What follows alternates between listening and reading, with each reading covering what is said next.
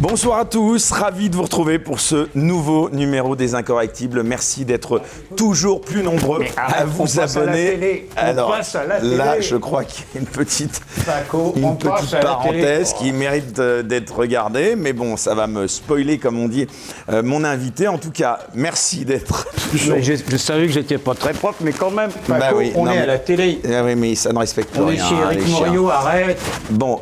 Merci en tout cas d'être toujours aussi nombreux à nous suivre. On vient de franchir le cap des 150 000 abonnés à la chaîne YouTube Les Incorrectibles. Donc un grand merci à vous, mais aussi à nos contributeurs sur la chaîne Les Incorrectibles Plus sur Utréon. Alors un petit mot à ce sujet.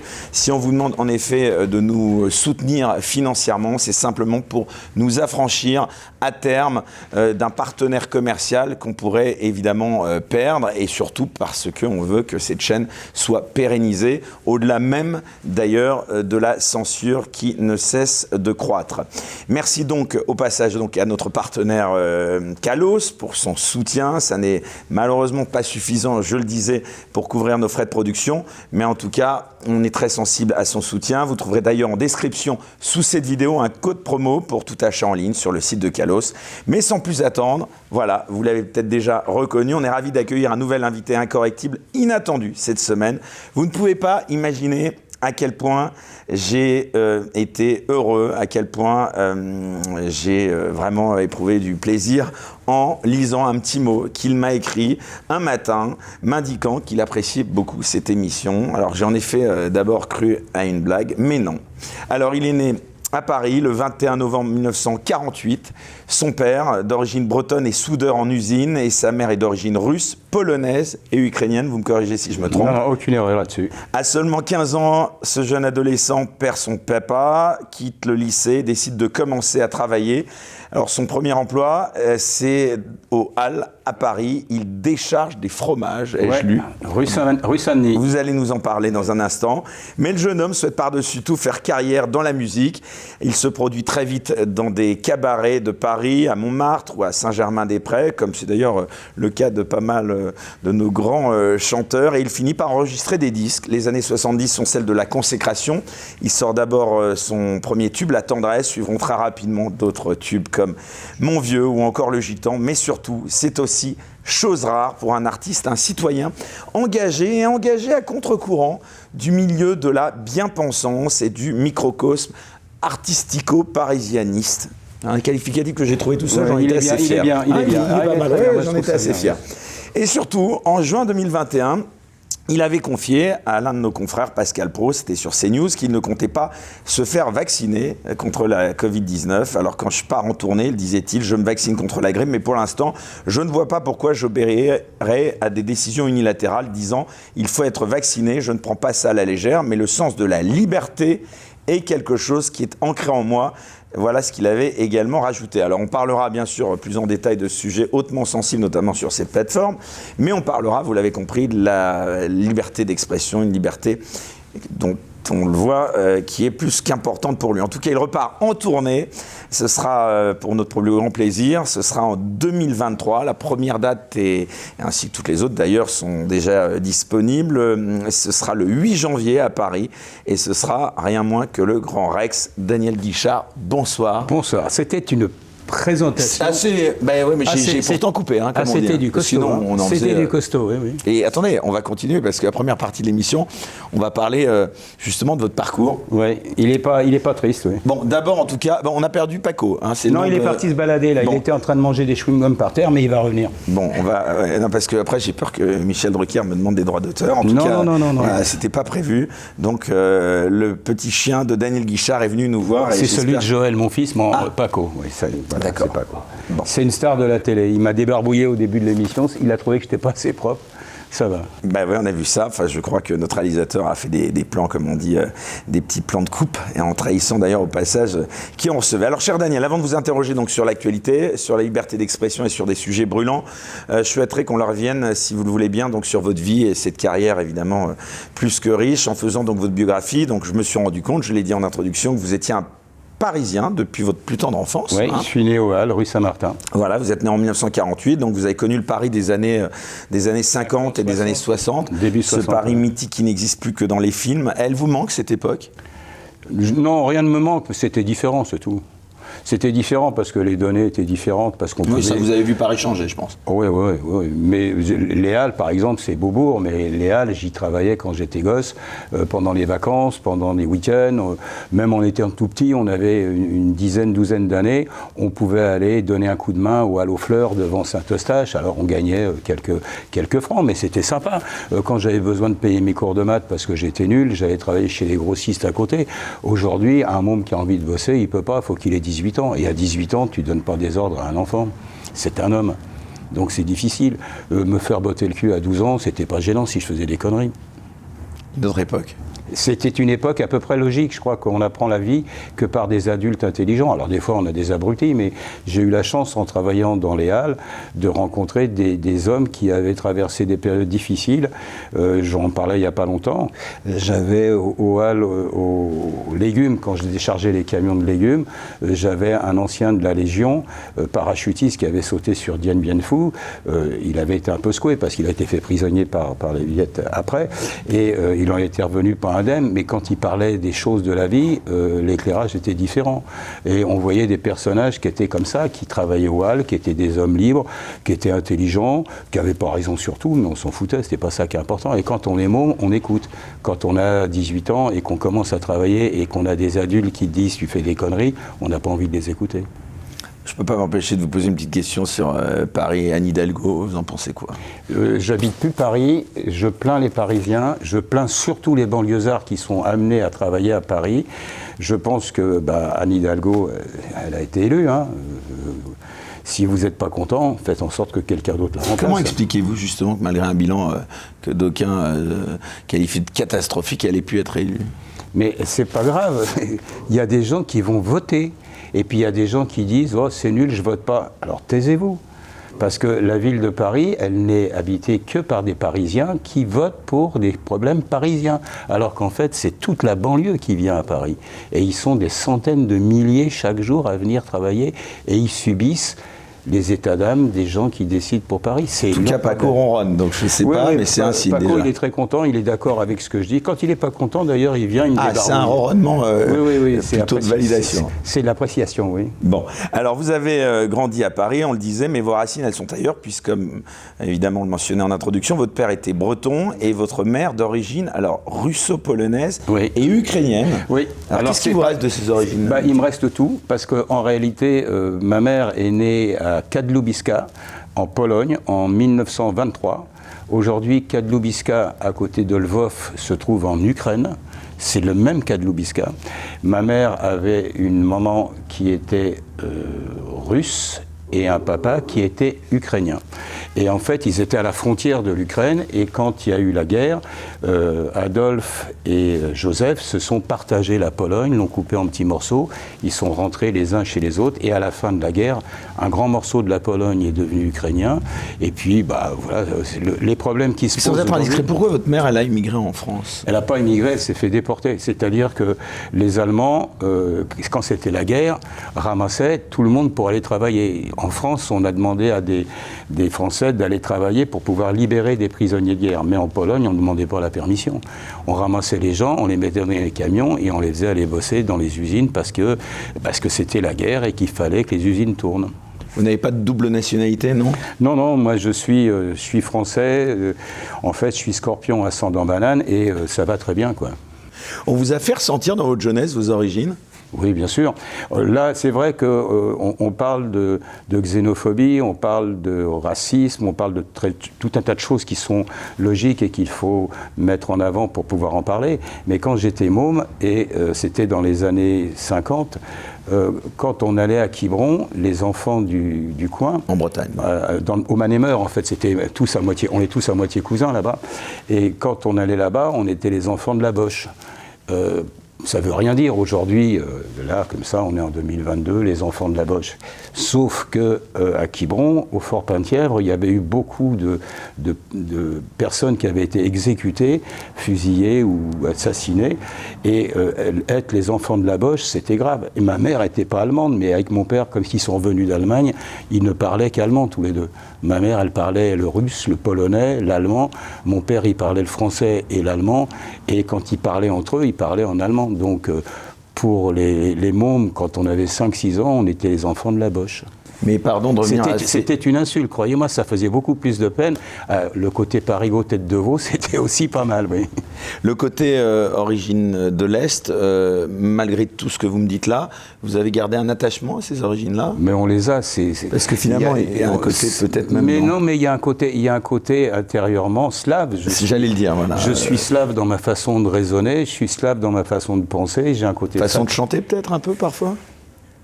Peut-être, j'en sais rien, non, je crois que je suis très français dans la tête, mais je suis fataliste dans l'esprit par rapport aux situations, même si je me bagarre contre les évidences.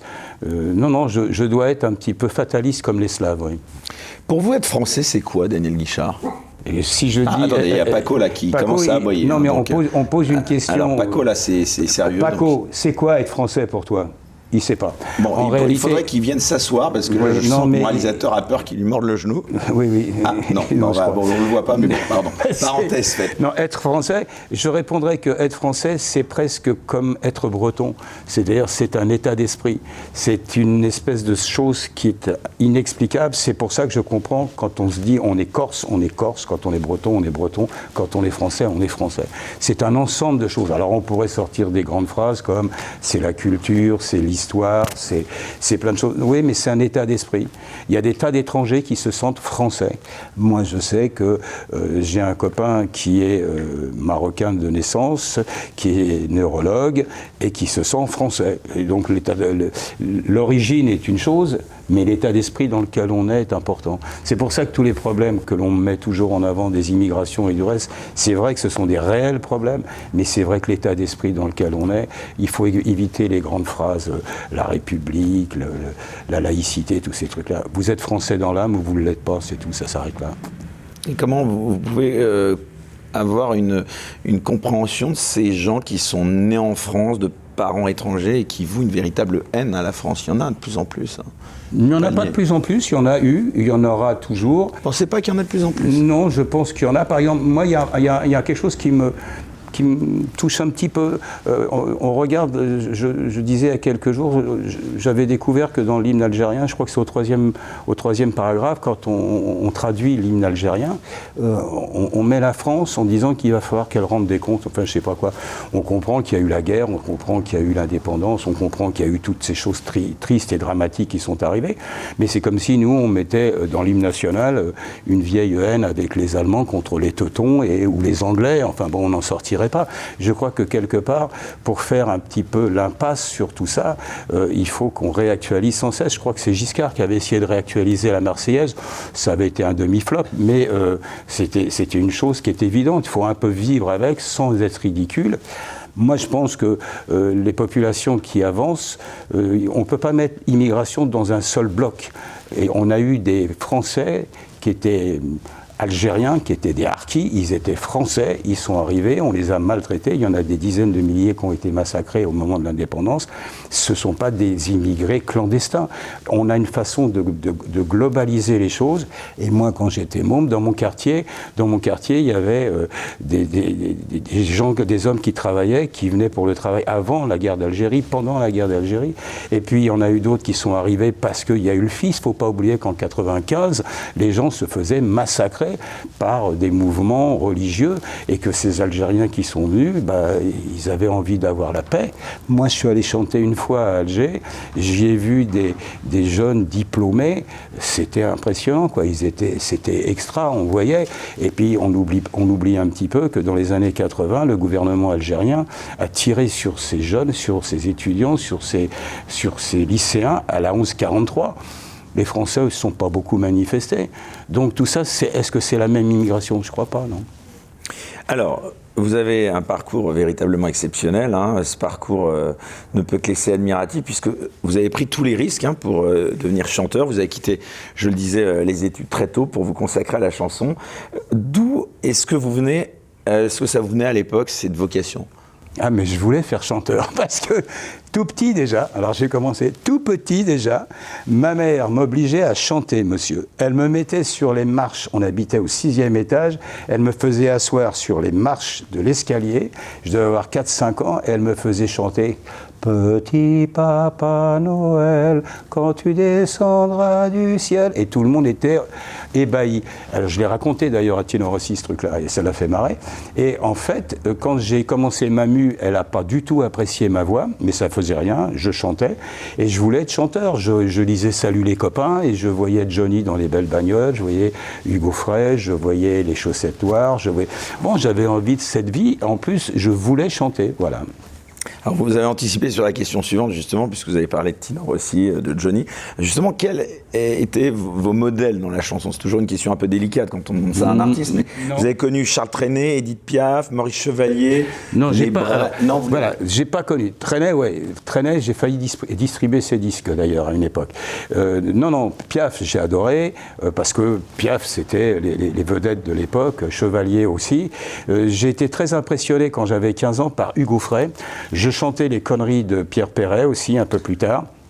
Donc Pierre Perret, Pierre Vassiliou, Hugo Frey, parce que quand on est un peu chevelu avec les cheveux qui tombent sur les yeux, genre chouchou, j'avais la guitare et j'avais plein de potes, c'était plus facile que si j'avais eu un piano.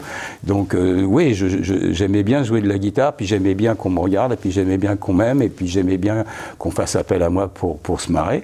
Et puis de fil en aiguille, je me suis rendu compte que je ne pouvais pas faire partie d'un groupe, donc le rock'n'roll m'était exclu, alors que j'adorais cette musique et que j'adore toujours. C'est marrant d'ailleurs, parenthèse, vous parlez de rock'n'roll, récemment, chez nos confrères d'RTL, un rocker, Eddie Mitchell, a vraiment vilipendé la Star Academy, la Starac, en disant que c'était un cirque, il regardait pas du tout ça, et on sentait bien qu'il était à des années-lumière de ça. Quel regard vous avez sur ces... Ça l'a été. Je pense que ça l'a été au tout début. Finalement, c'était des télécrochets comme... Non, c'était plus que ça. C'était un profil planétaire. C'est-à-dire que la Starac française, vous alliez à Beyrouth, vous aviez quelque chose avec les mêmes recherches, de mêmes profils et tout. Tout ça a bien évolué parce que c'est vrai que lorsqu'on regarde les premières séries télévisées, il y a eu La France a un certain talent, la Starac, The Voice, enfin tout ce que vous voulez. Petit à petit, il en est quand même sorti quelques artistes. Il en est sorti quelques-uns. Non, mais pas beaucoup dans les premiers. Et ce qui est dramatique, c'est qu'il y avait des profils. Sans compter ceux à qui on a laissé croire, justement, ceux qu'ils allaient avoir une carrière. Non, mais ceux qu'on a démolis. C'est ça que je ne pardonnais pas à ces émissions au début. Au début, il y avait quelque chose de très froid parmi les concepteurs des émissions, parce que c'était un concept dans beaucoup de pays. Peu importait ce qu'on voulait, on voulait avoir tous les profils, l'homosexuel, le gros, la grosse, la méchante, la gentille, le noir, enfin, on avait de tout. Ils avaient tous un profil et il fallait que chaque émission, on allait dans d'autres pays, on avait à peu près les mêmes profils.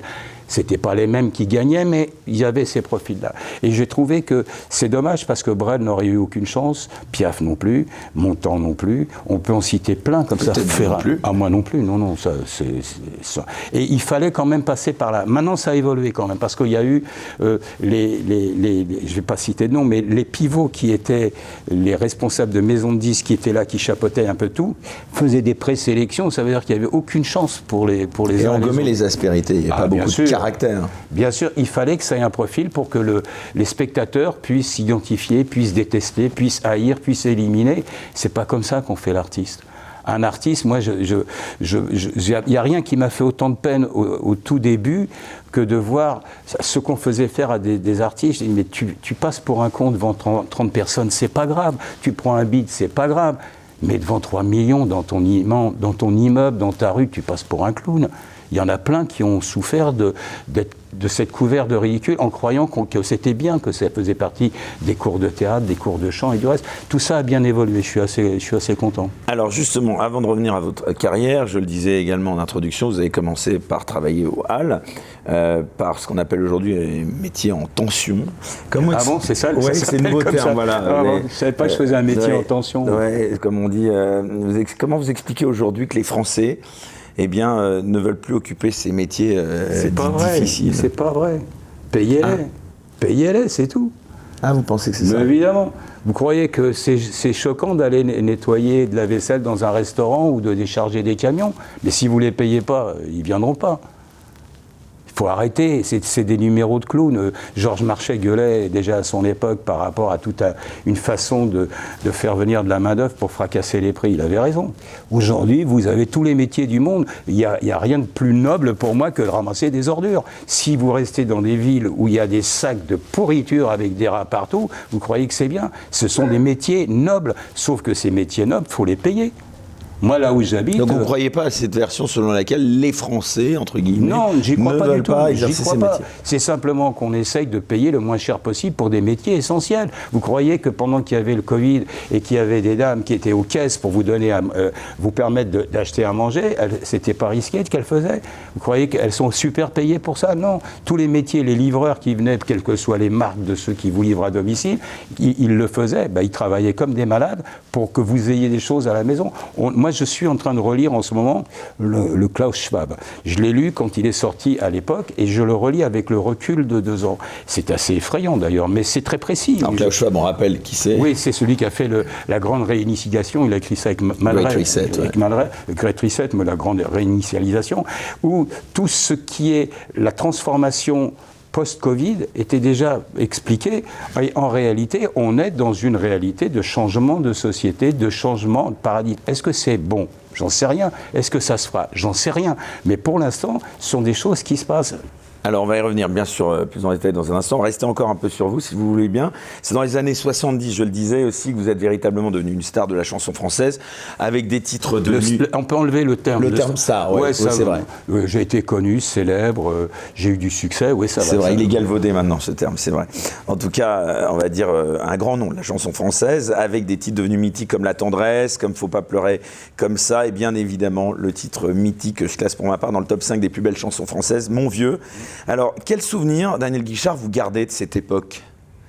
C'était une époque de tous les possibles. Oui, mais c'était une époque marrante dans la mesure où d'abord il y avait énormément d'émissions de télévision, il y avait énormément d'émissions de radio, c'est-à-dire quelqu'un qui débutait et qui avait une chanson qui commençait à frétiller, il faisait tout de suite 10 émissions de radio, il faisait 10 télévisions, et des télévisions de toutes les catégories, c'est-à-dire avant de faire des émissions en vedette, on pouvait faire des tas d'émissions comme Matin Bonheur, Daniel Gilbert à 12h30, on pouvait faire Aujourd'hui Madame, on pouvait faire les Jeux de 20h, on pouvait faire tout un tas, ou la classe de Guy Lux. Pendant des années, il y avait plein d'émissions où quelqu'un qui débutait pouvait s'essayer. Alors bon, il cherchait ses vêtements, il cherchait à chanter le playback comme il fallait, et petit à petit ça se corrigeait, et quand vous arriviez sur des grosses émissions, vous aviez eu le temps de vous rôder. Au jour d'aujourd'hui, il y a quoi? Il n'y a plus d'émissions de variété. C'est-à-dire qu'on parlait des jeunes qui veulent devenir vedettes sur les émissions comme la Starac ou comme d'autres. Il vaut mieux qu'ils soient bons tout de suite. Hein, parce qu'il n'y a pas de troisième chance. On n'a plus le temps. C'est qu'il n'y en a pas. Il n'y a pas d'émission de radio, il n'y a pas d'émission de variété où ils peuvent s'essayer à chanter avec des maladresses, ils peuvent se ramasser, c'est pas grave, ça se corrige et on améliore le score. Il y en a aussi qui disent que les émissions de musique ne marchent plus. Ce que j'entendais. Oui, enfin ceux qui ont dit ça, c'est ceux qui les ont massacrés. Donc, en règle générale, ils étaient responsables des variétés. Ils ont fait ce qu'il fallait pour gonfler tout le monde. Et puis après, ils se sont dit, ça marche plus. Moi, j'ai eu un jour une anecdote dans un train. J'avais une dame qui me parlait, qui me dit, oh, j'adore votre chanson, Mon Vieux. Bon, on parle de tout ça. Elle dit, et puis j'adore l'émission de Jean-Pierre Foucault. Mais je lui dis, vous savez que j'y suis passé. Elle ne m'avait pas vu. En réalité, on était nombreux à passer dans les émissions avec des chansons moyennes. C'était nous les responsables. Au lieu de faire des grandes chansons, des tubes, et avoir des gens à la télévision qui nous disent ta chanson, vaut mieux que tu fasses une ancienne qui est un tube plutôt que ta chanson nouvelle qui n'est pas terrible. On a fini par faire en sorte, et c'est nous les artistes, les producteurs responsables de ça, on faisait de la promo, on amenait des chansons très moyennes dans des émissions de télévision où il fallait taper, il fallait vraiment qu'il y ait du succès, qu'il y ait de l'excitation, et on a fini par affadir. En réalité, on a fait comme face à une super charcuterie ou une super boucherie, une super boulangerie. La vitrine était magnifique, à l'intérieur les produits étaient sympas, mais bon, assez moyen. Donc la chanson, elle a morflé là. Alors, finalement, Daniel Guichard, c'est 23 albums, je crois, vous me dites? Ouais, si je sais pas, peut-être faudrait que je demande à Kitty, à Christine. Oui. Dont le dernier paru, alors là aussi, vous me dites si je me trompe, je crois en 2012 quand même. Oui, Ça fait le un dernier bail, album, oui. Intitulé Notre Histoire, ce sont des centaines de tours de chant. Comme ça, avec le recul, Daniel Guichard, quel regard vous portez sur votre carrière? Je sais pas. Ne me pose pas trop de questions, je vis. Vous allez de l'avant, vous ne regardez pas dans le rétro? Non, le rétro, je ne regarde pas trop, parce que de toute façon, comme la majorité des choses au niveau du succès, au niveau du positif de ce qu'on entreprend ne dépendent pas de moi à 100%, il vaut mieux que je sois actif. Ensuite, les regrets par rapport à ce qui était bien, ça ne sert pas à grand-chose, et puis les regrets par rapport aux erreurs, alors ça ne sert à rien du tout. Il faut en prendre compte, il faut en prendre note, et il faut essayer de ne pas recommencer. Alors c'est toujours difficile de choisir parmi ses enfants, mais je vous la demande quand même, s'il devait y avoir qu'une seule chanson à conseiller peut-être à ceux qui nous écoutent et qui ne vous connaîtraient pas encore, il ne doit pas y en avoir beaucoup, mais peut-être une chanson si on n'avait qu'une, laquelle vous choisiriez de leur recommander? Qui n'est pas connue? Ou connue Non, mais il y en a une, c'est J'aimerais. C'est la chanson préférée de Christine. Donc Christine qui est votre... Mon épouse, mais J'aimerais est une chanson que je chante depuis tellement longtemps. Parce que c'est une très belle chanson, voilà, c'est une belle chanson d'amour, et puis c'est comme ça. Et il y en a 2 ou 3 autres que je chante depuis 40 ans, et qui n'étaient pas des succès. J'aimerais. Et qui n'ont pas rencontré, et comme vous dites, certaines chansons que vous avez, peut-être pour lesquelles vous avez une affection particulière. Ouais, voilà, Paco est revenu. Oui, il est là. Voilà. Il est en train de nous protéger, il monte la garde. C'est ça. Parce qu'il paraît qu'il y a des censeurs cachés sous les fauteuils. Voilà, le réalisateur peut revenir derrière la caméra. Alors, Daniel Guichard, avant d'aborder les sujets d'actualité, pareil, quelque chose qu'on ne sait peut-être pas, mais en tout cas, vous êtes très engagé dans certaines actions humanitaires. Je pense notamment à la lutte contre le cancer. Je l'ai été beaucoup, oui. Ouais. Vous pouvez nous en dire plus sur cet engagement? C'est-à-dire que ça remonte à un paquet d'années. C'est d'ailleurs ce qui m'a permis d'avoir des amitiés avec un homme exceptionnel comme Henri Pujol, parce que c'est un monsieur qui était mondialement connu pour sa qualité de cancérologue de la thyroïde, mais il est à la retraite, il a été le patron aussi de la Ligue contre le cancer. J'ai organisé avec une trentaine d'artistes, 30-35 artistes, 2 tournées pour acheter un appareil de résonance magnétique nucléaire. Ça fait quelques années, oui. Comment vous expliquez, on recevait la semaine dernière sur cette même banquette Béatrice Rosen, qui était très critique sur le sujet de l'engagement des artistes. Selon elle, les artistes défendent des causes faciles qui accélèrent leur carrière. C'est pas grave. C'est pas grave? Je m'en fous. Pas grave. Non, mais je ne parlais pas de mais cet engagement-là. La définition de Béatrice était tout à fait juste, mais il y a toujours eu et il y aura encore des artistes. Je pense que c'était plutôt les Restos du Cœur qui étaient visés. Enfin, je ne veux pas me faire l'interprète de ce qu'elle disait. Mais par exemple, un jour, mes mômes m'ont fait la réflexion, papa, tu fais pas les Restos du Cœur. Bon, j'ai dit, bah non. On vous a pas demandé? Non, mais je vais vous expliquer pourquoi. Je leur ai montré la photo avec Coluche. C'était à Aubervilliers, quand il y a eu le premier chapiteau qui était monté.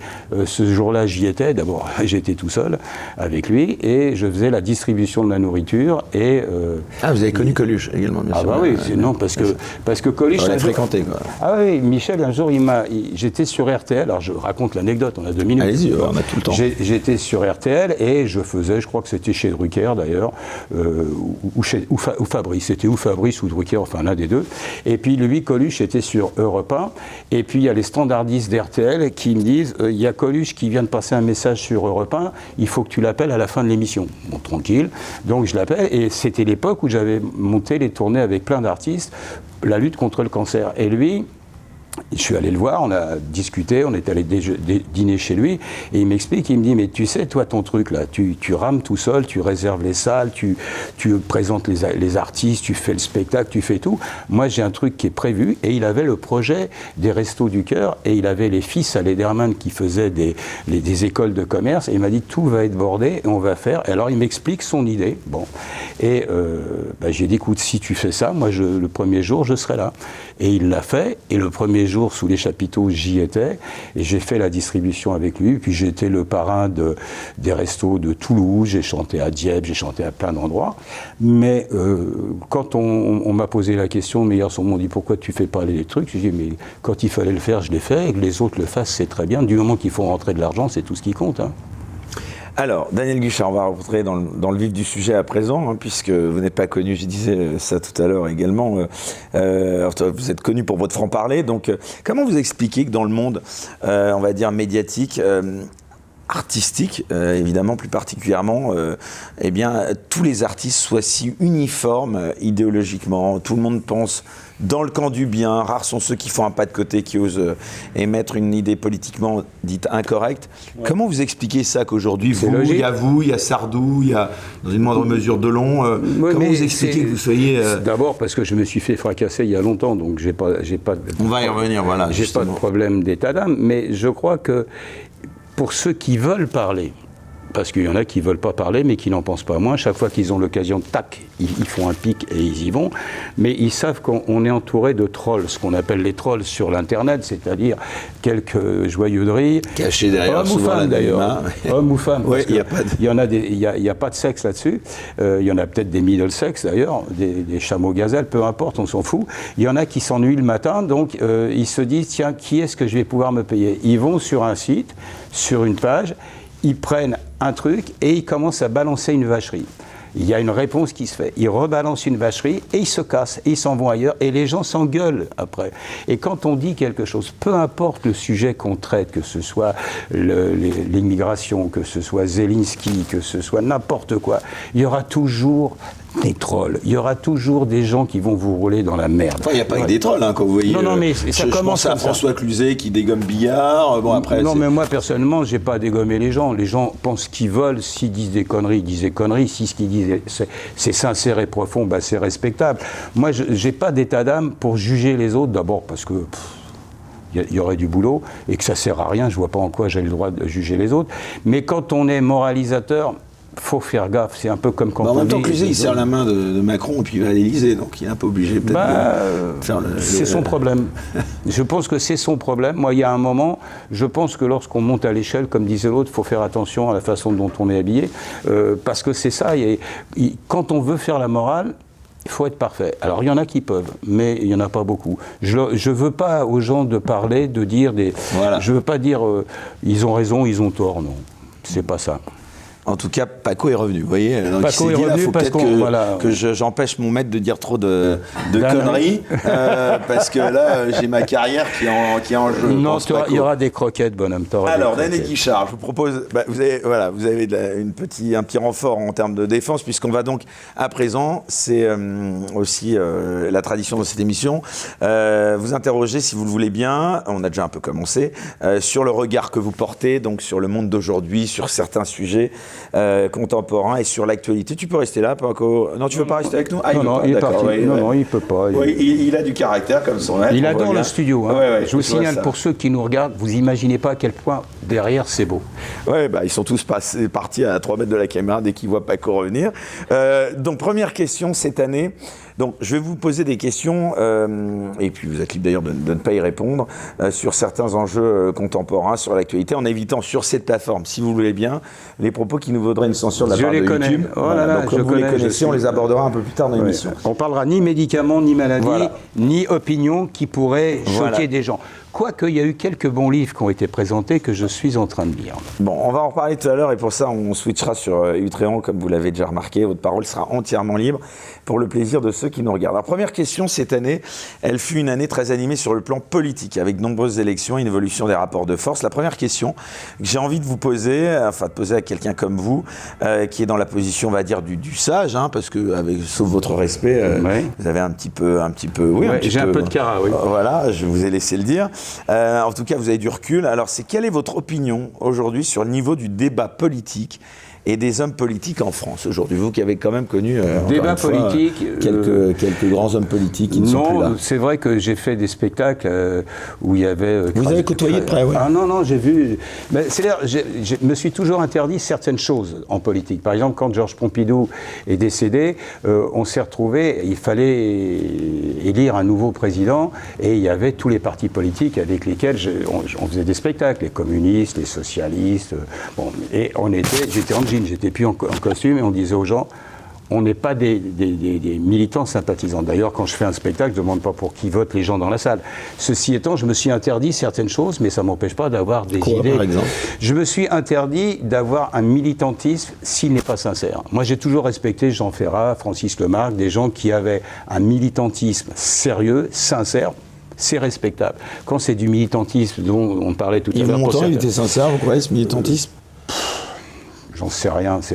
Ils ont fait tellement de conneries, lui et Simone Signoret, à une certaine époque. Et puis après, se faire casquer pour donner des conseils à la télé, c'était pas très simple. Comme vous dites des conneries, c'est-à-dire c'est-à-dire le militantisme un peu pro-stalinien, quand même. Voilà, c'était les années montant du début. Quand on gagne beaucoup d'argent et qu'on est camarade, ça va pas, quoi. Il y a des personnalités politiques qui trouvent grâce à vos yeux aujourd'hui, Daniel Guichard ? Bon, il y en a quelques-uns, mais il faut laisser un peu les choses. Par exemple ? Je crois qu'il y a des gens qui sont sincères dans leurs convictions. On va prendre Asselineau, on va prendre Dupont-Aignan, on va prendre Philippot, on va prendre Messia. Bon, ce sont des gens plutôt à droite. Des gens de gauche, j'allais dire. Ouais. Non, oui, c'est des gens de gauche. Mais il y a à gauche, il y a... Moi, chez la France Insoumise... Vous savez qu'on va vous qualifier, pardon de vous interrompre, de chanteur de droite. Je suis déjà facho, donc il faut arrêter les conneries. J'ai chanté, on en reparlera, j'ai chanté un jour pour le CNC, c'était pas le Cercle National du Cinéma, c'était le Cercle National des Combattants, mais ça aurait pu être la FNACA, c'était pareil. La semaine d'avant, j'étais chez les communistes de Sijan, donc c'était pas gênant. Peu importe. Mais il y avait, j'ai bien aimé des gens comme Ruffin, donc par exemple, la France Insoumise. Oui, il y a des gens qui sont efficaces. Alors le problème, c'est quand ils sont emmagasinés, j'allais dire, dans des blocs politiques, c'est chiant parce que ils n'ont pas la vraie liberté d'aller au fond de leur raisonnement, de leurs expressions. Mais pour l'instant, tout ça est en train de se mettre en place. Tout ça, ça va s'exploser un petit peu petit à petit, parce que je pense que les mois qui viennent vont nous réserver quelques surprises et que les cartes vont être de nouveau redistribuées, parce que ça ne peut pas continuer comme ça. J'ai vu ce qui s'est passé est assez inquiétant dans la mesure où ce que je dis est valable pour les réservations des salles de spectacle. Il y a une forme de mise en sécurité, mise en hypnose qui a été faite, pas seulement en France, dans beaucoup de pays. Une mise en hypnose pour la sécurité de la santé, une mise en hypnose pour la sécurité de la population par rapport aux difficultés qui se présentent, qui sont des difficultés économiques. On fabrique de la fausse monnaie depuis tellement d'années dans le monde qu'à un moment, ça pète par-ci par-là. Le Sri Lanka en est un exemple flagrant, puisque c'est quand même un bon élève de la mondialisation. Donc, je vais le dire tout de suite, je ne suis pas pour la mondialisation. J'ai voté non à l'Europe et j'ai voté non à la... Comment ça s'appelle en 2005. Maastricht. Non, Maastricht, c'était non, mais Mitterrand était très fort. Il est venu à la télé, il a causé un petit peu et ça a basculé, on a perdu. Le fameux référendum, oui, voilà, mais sur la Constitution européenne. La Constitution européenne, on a dit non, et on s'assoit dessus, très bien, alors allez-y, continuez. On rigole quand on s'amuse. C'est un classique en même temps, en politique. Ouais, mais bon, ça veut dire... Vous êtes peut-être naïf, non, je ne suis pas naïf parce que les choses s'accumulent, mais il y a quand même une espèce d'inquiétude, il y a une espèce d'inquiétude des populations qui est une espèce d'auto-hypnose qui est angoissante, parce que vous posiez tout à l'heure le problème des sociétés. Comment on réveille les gens ? Est-ce que quelqu'un va venir claquer des doigts en disant je compte jusqu'à 3 et à 3 vous vous réveillez ? Non. Qu'est-ce que vous pensez d'Emmanuel Macron ? Je suppose avec ce que vous venez de me dire, vous n'en pensez pas forcément que du bien. Il est élu, donc déjà le problème est réglé. Ensuite, il y avait un débat sur la légitimité. Non, mais il n'y a pas de légitimité. On a un système électoral qui est ce qu'il est.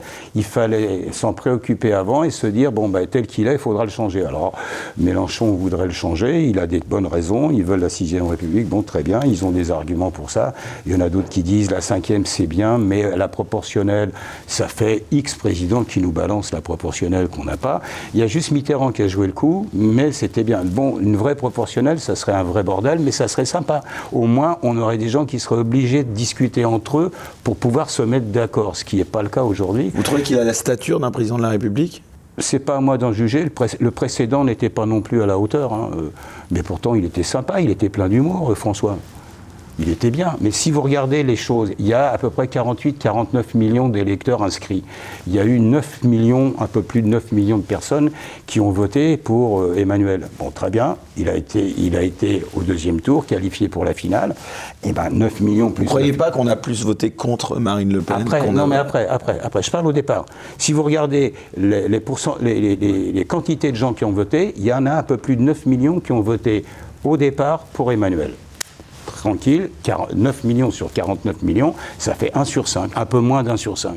Ça veut dire qu'au jour d'aujourd'hui, l'humilité commanderait Emmanuel, ses potes et ceux qui ont voté pour lui, de dire on est quand même 1 sur 5. Il faudrait peut-être faire en sorte qu'on en ait 2 sur 5 en plus qui viennent avec nous et qu'on soit gentil avec eux. Mais à force d'être hautain, d'être arrogant, c'est pas parce qu'il y en a eu 19 millions, 18 millions et des poussières qui ont voté pour le deuxième tour qu'ils aient voté contre. C'est toujours comme ça que ça se passe. Vous pouvez dire pour qui vous avez voté ou pas? Non.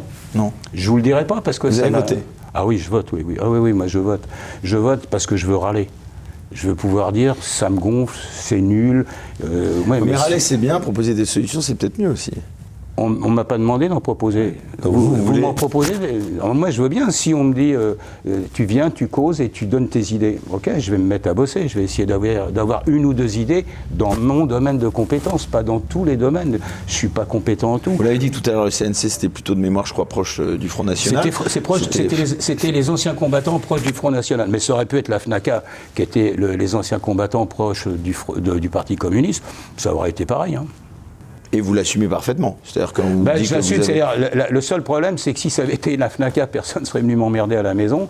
Et comme c'était le CNC, on est venu me dire, tu chantes pas. Alors que c'est pas comme ça qu'il faut me parler. Et ça a eu des répercussions, c'est ça qui est intéressant de savoir. Parce que sur votre carrière, sur... Oui. De 91 pendant 10 piges, on m'a emmerdé un peu, oui. Mais ça me gêne pas. Par rapport à mes bottes, elles sont toujours nickel, propres, et je suis bien dedans, quoi. Attention avec l'expression les bottes, hein, parce que mais c'est pas des bottes militaires, c'est des bottes en caoutchouc. Donc, mon épouse déteste que je me balade avec mes bottes en caoutchouc et habillé en Zelensky. Alors, on va en parler justement dans un instant de l'Ukraine. Un petit mot sur Éric Zemmour. Vous avez pensé quoi de ce phénomène politique et puis au final de cet échec relativement étonnant sur la ligne d'arrivée? Vous avez tort. C'était un phénomène, mais c'est pas quelque chose qu'il faut prendre. On n'est jamais mort en politique. Déjà, premièrement, on n'est jamais mort en politique. Et en plus, il y a eu une espèce de... Ce qui est assez marrant, c'est que Zemmour, tout ce qu'il a pu faire, c'était vu à la télé. C'est-à-dire, c'est comme quand on a des émissions avec des produits, des trucs comme ça, vus à la télé. Alors, il y a beaucoup de gens qui se sont déplacés. Et puis, ceux qui se sont déplacés n'étaient pas à 100% d'accord avec ce qu'ils pensaient. Et de toute façon, tous les hommes politiques. Moi, je vous parle de Ruffin, je vous parle de certaines personnes qui sont complètement à gauche, qui sont au centre, ou qui ont des bonnes idées. Et puis, le reste, c'est que des conneries. Ils peuvent dire que des conneries avec 2 ou 3 bonnes idées. Donc là, il y a eu des choses qui ont été exprimées, et puis des votes qui ont été différenciés parce que il ne faut pas voter pour Macron, il ne faut pas voter pour un tel, il ne faut pas... Ok, les élections sont les élections. C'est intéressant parce que tout à l'heure, il y a un instant, vous avez dit justement qu'on vous a qualifié tout de suite de facho. Aujourd'hui, on a l'impression que dès qu'on veut disqualifier un opposant, on le traite tout de suite d'extrémiste, alors de droite ou de gauche. En général, c'est plutôt de droite, et avec toutes les connotations que ça a. Est-ce que ça a encore un sens à vos yeux? Est-ce que ça a encore le moindre crédit? Qu'est-ce que ça veut dire aujourd'hui pour vous être d'extrême droite en France? Ah non, il y a une différence, parce que être extrême droite avec SS marqué, tatoué, ou des croix gammées, là, le crâne rasé et courir après les Noirs, les Arabes, les Juifs, les Auvergnats, les Bretons, attendez, c'est pas la même chose.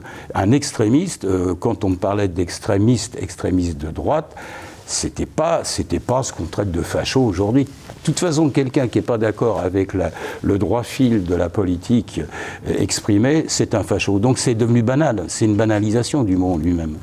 Qu'est-ce que vous pensez d'un petit mot par rapport à cette actualité politique de l'élection de Jordan Bardella à la tête du Rassemblement National, 27 ans, hein. Est-ce qu'il a un avenir d'après vous? Oui, parce que il est le contrepoids logique de Marion Maréchal.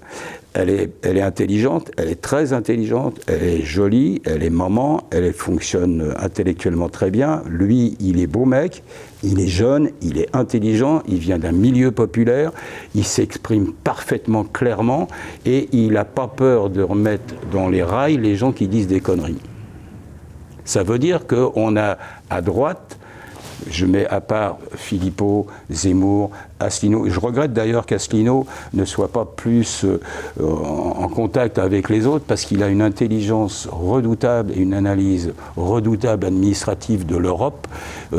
Philippot se débrouille bien aussi, mais sont des morceaux de politique de droite. Les deux autres, Bardella d'un côté, Marion Maréchal, c'est quand même du sérieux au niveau de l'aspect physique. N'oubliez pas qu'on va aller dans les années qui viennent dans l'allure, dans l'aspect. On y est déjà dans le marketing. Non, on n'y est pas. On n'y est pas vraiment. On ne sait pas que mais le charme Mousset Chirac, on y était déjà. Hein, il avait enlevé ses lunettes. Oui, mais Macron, c'est exactement ce que vous voulez dire. Emmanuel, c'est le premier profil du look. François Hollande, sympathique, c'était plutôt le casque et les croissants, c'était pas le même. C'était moins film. glamour, on va dire. C'est moins glamour, mais c'était plus rigolo, c'était plus français. C'était plus franchouillard. C'était plus français. Tandis que là, Macron, c'est le look.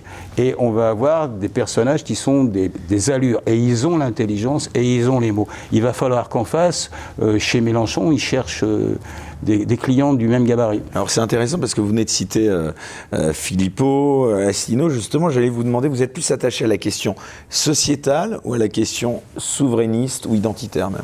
Moi, intellectuellement, je suis souverainiste. Je suis français avant toute chose. Je trouve que y a trop de choses qui ne dépendent pas de nous. Il y a trop de choses.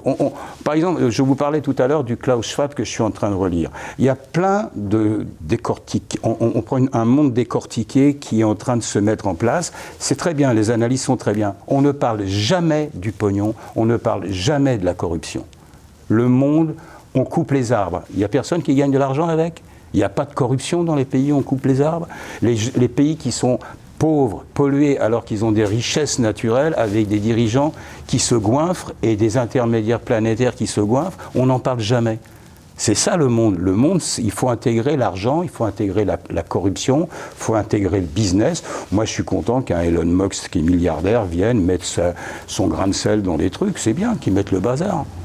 Que quelqu'un qui est très riche veuille devenir très riche, ça ne me choque pas. Revenons un instant, si vous voulez bien, à l'identité, le grand remplacement. Par exemple, c'était un terme qui vous avait choqué. Non, c'est une réalité. C'est une réalité. C'est la même chose qui se passe en Israël. C'est la même chose qui s'est passée aux États-Unis quand les Blancs européens sont venus, ont un peu éliminé les Indiens, et puis petit à petit, on les ont remplacés. Toutes les populations d'Amérique du Sud ont subi des grands remplacements.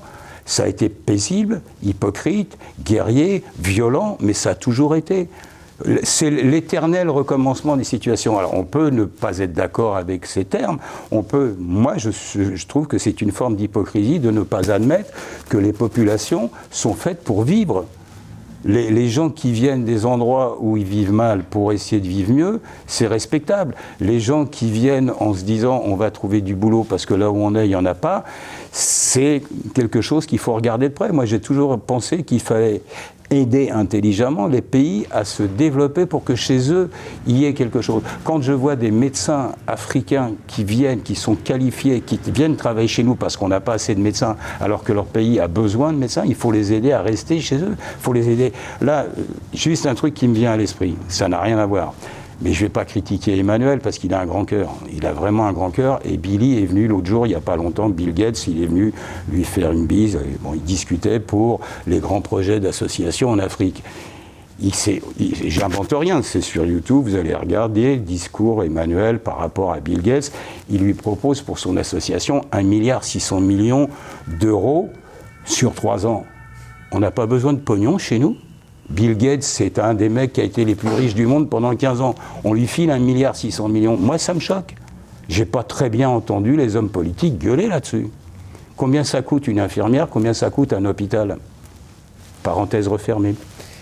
Il y avait une actualité aussi récente qui a beaucoup fait parler, c'est le moins qu'on puisse dire, c'est le cas des députés qui s'appelle Grégoire de Fournas, qui a été condamné à l'Assemblée, mais aussi dans les médias pour ses propos sur les bateaux de migrants méditerranéens. Il avait dit donc s'il retourne en Afrique, alors il y a eu Non, mais ça c'est une super embrouille. Bon, si on regarde ça d'un point de vue honnêteté, on dit mecs de la France Insoumise, ils sont balèzes quand même. Ils ont mis un bordel sans nom, ils n'ont pas fait de détails. Moi, je regardais le député, j'ai oublié Corbière son... qui avait non, c'est pas non, c'est ah oui, le député, la France Insoumise, qui d'ailleurs parlait du bateau... Qui a été d'ailleurs appelé Malongo par la députée, par la première ministre Elisabeth non, Borne. mais Alors c'est marrant. C'est pas un paquet de café, il faut quand même... Ah non, mais c'est fou, là, Elisabeth Borne qui se trompe en disant Malongo au lieu du nom de ce monsieur, et là, on relève rien du tout. Mais ce monsieur était en train de parler d'un cas qui est tout à fait logique. Il y a un bateau qui a ramassé des migrants, les ONG sont venus, aucun port de l'Europe ne les veut, pour une raison évidente, c'est-à-dire que si on ouvre la porte, on n'en sort pas. Résultat des courses, il était en train de poser le problème à l'Assemblée, c'est son rôle. Et puis, le député, Rassemblement national, en parlant du bateau qui ne pouvait pas trouver de quai, a dit qu'il retourne en Afrique. Il n'a pas dit aux députés qu'il retourne en Afrique, il a dit que le bateau retourne en Afrique. Bon, si c'était comme ça, et quand vous regardez les images, vous avez une députée, la France Insoumise, qui est derrière lui, mais qui se met à gueuler, à bouger, elle y va, puis les autres ne comprennent pas ce qui se passe, mais ils y vont. C'est exactement le sketch de Coluche, on commence avec un truc et la foule entière se met à mettre le bordel. Les moutons. Non, c'est pas des moutons. C'était une occasion de foutre le bins. Donc, ils ont mis le souk à l'Assemblée. Le tumulte. Dont a été... le tumulte. Et après, quand ils ont écrit, ils ont regardé tous les écrits, parce que les scripts prennent tout, il n'y avait ni xénophobie, ni racisme, ni rien du tout. Il dit, le bateau ne trouve pas de port. Et il a été condamné pour donc tumulte et non pas racisme. Hein, oui, mais bon, l'Assemblée. est-ce qu'il va... Moi, je serais lui, je porterais plainte contre ça, parce que ça va être jugé, parce que ça va être une embrouille et que ça va nous faire marrer. C'est 8 jours qu'on dit qu'on parle là-dessus. C'est pas grave. Mais je crois que la France Insoumise, ils ont été balèzes quand même. Là, ils ont été balèzes, je dois dire bravo. Alors, il y a une autre affaire autrement plus grave, là, pour le coup. Vous êtes père... Mais ça aussi, c'est grave, hein. Ouais. Je déconne là-dessus, mais ça aussi c'est grave. C'est pas la France Insoumise qui est en cause. Ils ont fait leur turbin à l'Assemblée. Parce que là, c'est un délit d'opinion. C'est ça que vous laissez entendre, au final. Non, c'est une embrouille. On sait que c'est pas vrai ce qu'ils ont fait, mais ils l'ont fait forte. Ils étaient balèzes. Oui, et puis du coup, on a bâillonné donc une opinion qui n'avait rien de raciste, selon vous, voilà, et qui était une position politique. C'est la décision de la présidente moi, ça fait un moment que je suis les Assemblées nationales. J'ai vu des présidents de tous bords qui étaient des présidents d'Assemblée nationale qui se laissaient pas du tout bousculer. Et là, mais là, c'est très fort. Moi, je dis bravo, la France Insoumise, bravo.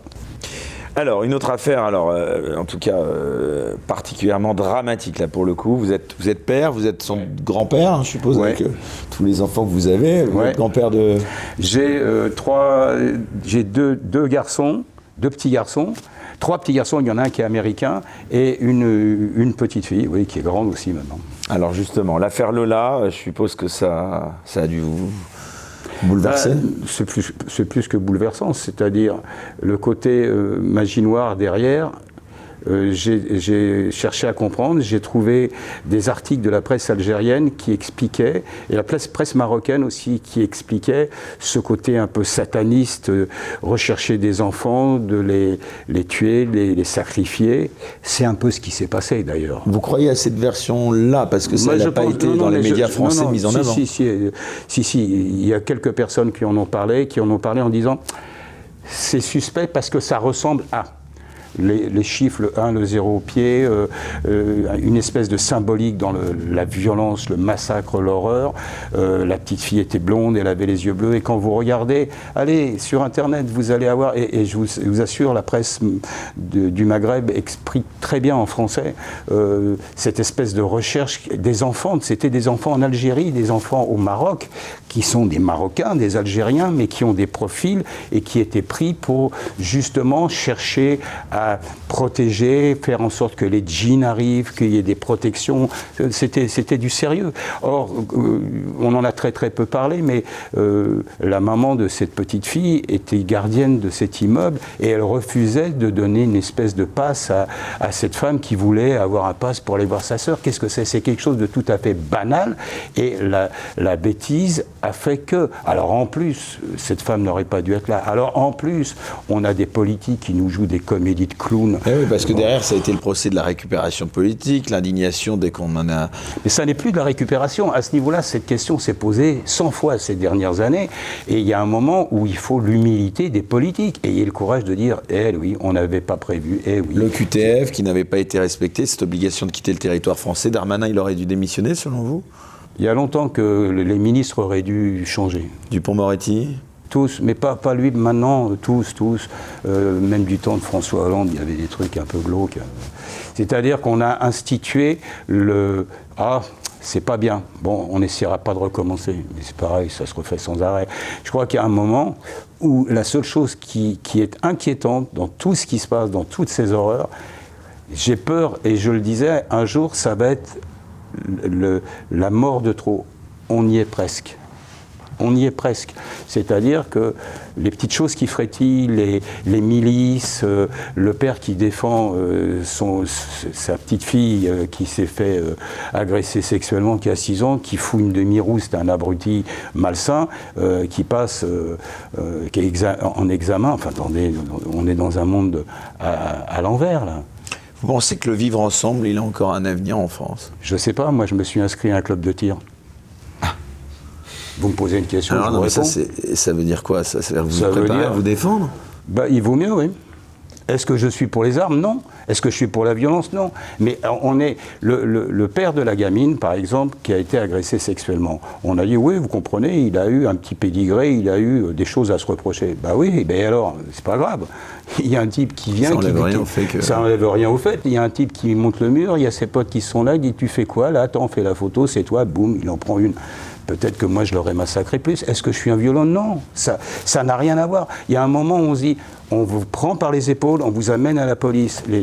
La police va vous dire, vous êtes vraiment sûr que vous voulez déposer plainte? Pourquoi? Pas parce qu'on veut pas, mais parce que ça sert à rien. Dans 1 heure, il est dehors, il va nous cracher dessus. La lenteur de la justice, c'est aussi un... Non, c'est pas la lenteur. La justice, elle fait ce qu'elle peut. Ils sont pas assez nombreux, il n'y a pas de place en prison. Il faut calculer les condamnations pour pas qu'ils soient au trou. Il faut faire en sorte qu'avec des bracelets, ça se passe bien. Il y a des gens qui respectent le fait d'avoir un bracelet et de rester dans un certain périmètre. Et il y en a d'autres qui n'ont rien à cirer. Ceux qui ont massacré le prêtre il y a 2 ans ou 3 ans, ils avaient des bracelets, hein. Vous craignez pas, comme certains à droite notamment, mais aussi à gauche, je pense notamment à Michel Onfray, est-ce que vous craignez pas, Daniel Guichard, que la France se dirige à grands pas vers une guerre civile qui est peut-être déjà même là, sous une forme larvée? Elle y est, mais ça fait très longtemps. J'avais écrit une lettre un jour à François Mitterrand, je ne sais plus à quel sujet. Vous avez répondu? Oui, l'Élysée m'avait répondu. Et j'avais écrit qu'on était dans une situation qui ressemblait étrangement au Liban. On y est. Pour l'instant, il n'y a que quelques postes de contrôle au niveau de certaines zones. Pourquoi vous qui se gênent? Ils ont raison. Il y a quelques postes de contrôle. Un jour, il y aura des postes de contrôle au milieu des rues. Et puis, ça sera comme ça. Et puis, ça passera d'un stade à un autre, d'un point de vue violence. C'est-à-dire, pour l'instant, on n'est pas au stade du désespoir. Les gens sont paisibles. On ne va pas rentrer dans ce qui est censurable. Mais ce que l'on vient de vivre ces dernières semaines me font penser que, en grandeur réelle, et il se passe la même chose dans d'autres pays comme la Hollande, comme la Belgique, mais on a sanitaire, vous voulez dire, sur un plan. Pardon? Non, pas en sanitaire. Non. En point de vue social. Vous avez une grève des carburants qui s'est faite. Vous avez pu, à taille réelle, vous avez pu mesurer la réactivité de plus de 40 millions de personnes. La zone de Lille, 11-12 millions de personnes. L'Île-de-France, 12-13 millions de personnes, 25 millions de personnes.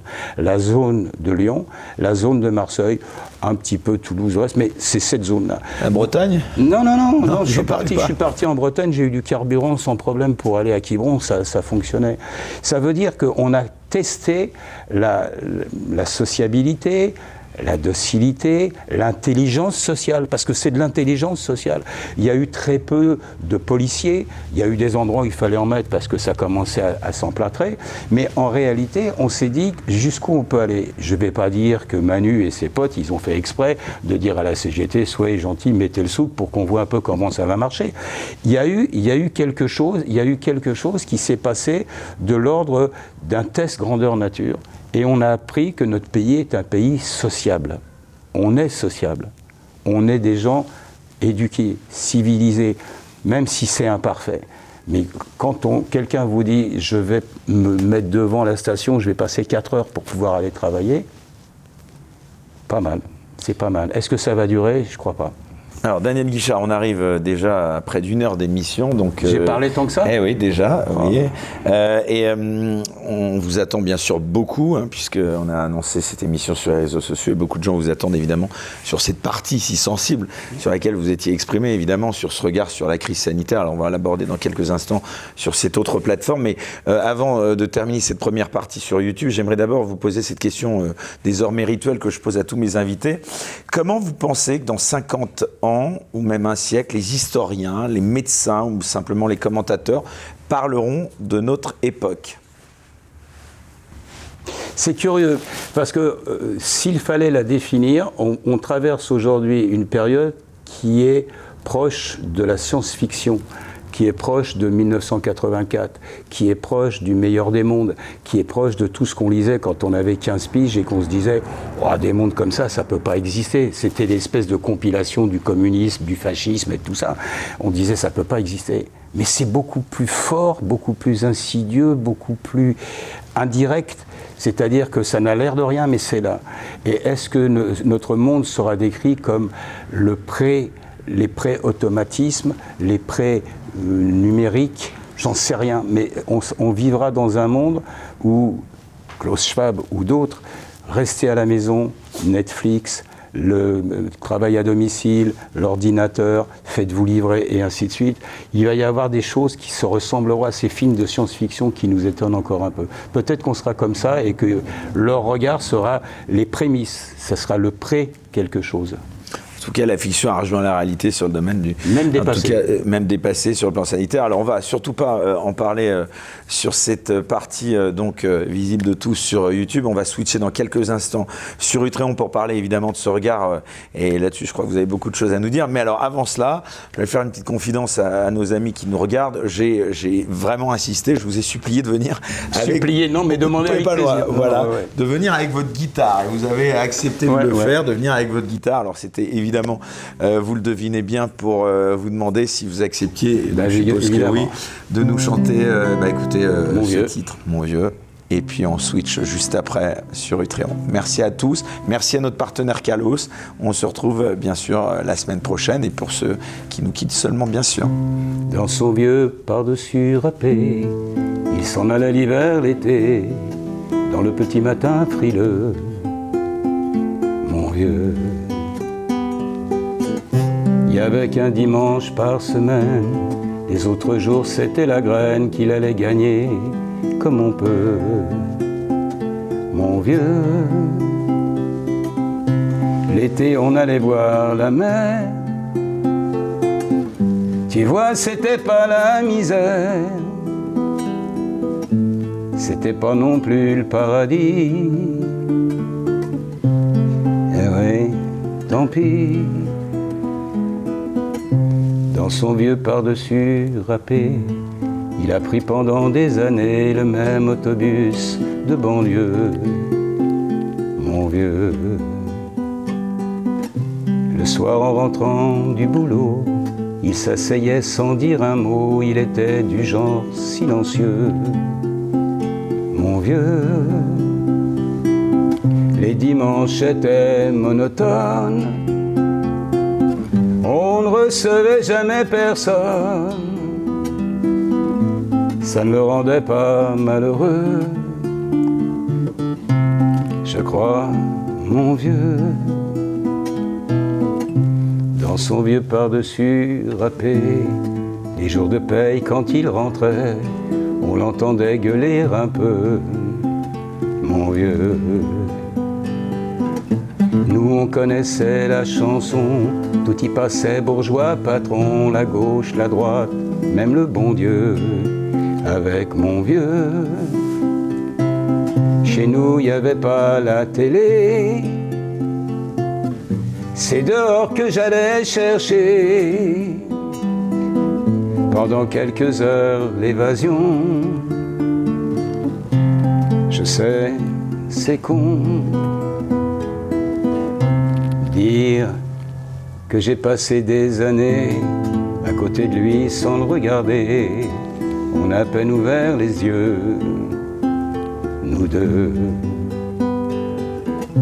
J'aurais pu, c'était pas malin, faire avec lui un bout de chemin. Ça l'aurait peut-être rendu heureux, mon vieux. Mais quand on a juste 15 ans, on n'a pas le cœur assez grand pour y loger toutes ces choses-là. Tu vois, maintenant qu'il est loin d'ici, en pensant à tout ça, je me dis, j'aimerais bien qu'il soit près de moi. Papa.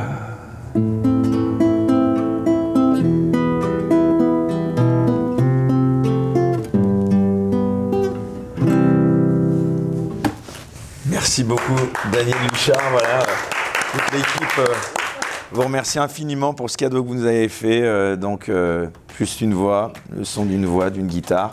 Rien de plus. Merci beaucoup infiniment. Donc on vous retrouve à partir du 8 janvier 2023 au Grand Rex. Et toutes les dates sont sur votre site. Voilà, toute la tournée qui suit, c'est sur le site danielguichard.com. Et puis sortez de chez vous. Vous attrapez pas de maladie dans les salles de spectacle.